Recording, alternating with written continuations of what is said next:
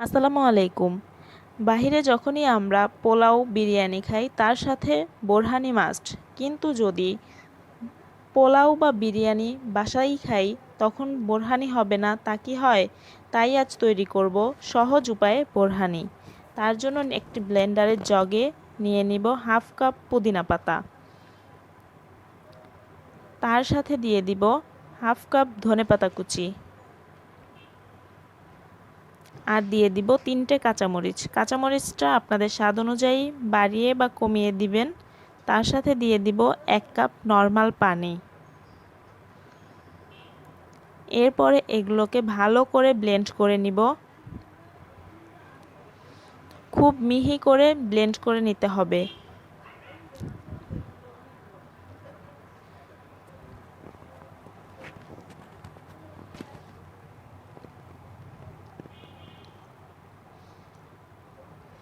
আমার ব্লেন্ড করা হয়ে গেছে। এর মধ্যে দিয়ে দিব 2 কাপ টক দই।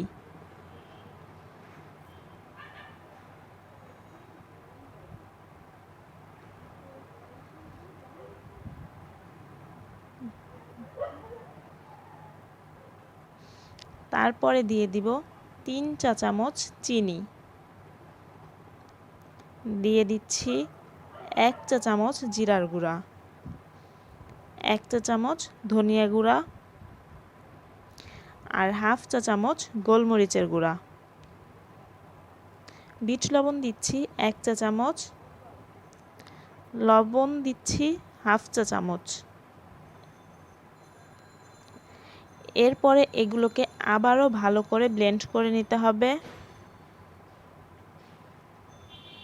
দেখতেই পাচ্ছেন বোরহানির ঘনত্বটা কীরকম। ব্লেন্ড করার পরে এইটা আরেকটু পাতলা হয়ে যাবে।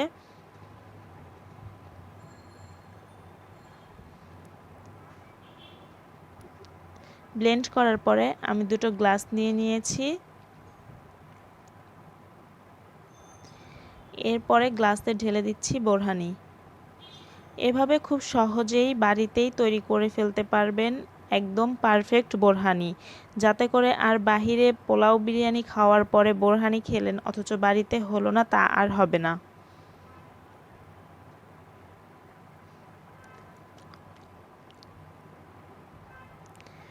এরপরে আমি উপরে পুদিনা পাতা দিয়ে সাজিয়ে নিচ্ছি।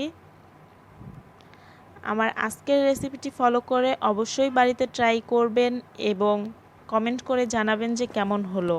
নতুন নতুন আরও রেসিপি পেতে আমার চ্যানেলটি সাবস্ক্রাইব করে বেল আইকনটি ক্লিক করে পাশেই থাকবেন। ধন্যবাদ।